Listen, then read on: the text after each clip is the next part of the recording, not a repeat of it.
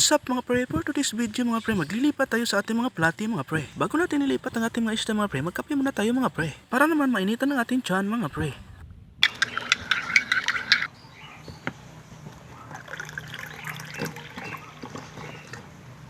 Ano ba ang dapat kong gawin upang malaman mo? So mga pre, puntahan na natin ang ating mini backyard mga pre.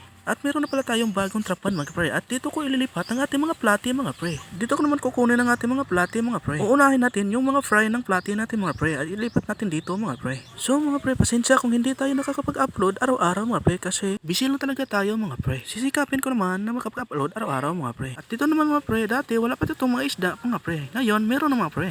So mga pre, dito natin nilalagay ang ating mga kinukuha ng mga fry ng ating mga platy mga pre. Mickey Mouse platy pa lang tawag namin dito mga pre kasi may mukha ni Mickey Mouse sa buntot ng ating platy mga pre. Bakit ba gusto kong ilipat ang ating fry ng ating mga platy mga pre? Dahil mga pre, mahigit isang buwan na po dito ang ating mga fry mga pre, pero hindi pa rin sila tumutubo mga pre. Siguro mga pre, hindi sila makakain ng maayos dito mga pre. Kasi mga pre, may malalaking isda din dito mga pre tulad ng swordtail mga pre. Yan siguro ang rason kung bakit hindi tumutubo ang ating mga fry mga pre. Kaya mga pre, kailangan natin i-separate ng ating mga fry mga pre at makakain ng maayos at tutubo ng mabilis mga pre. At ito na ang ating Mickey Mouse platy mga pre.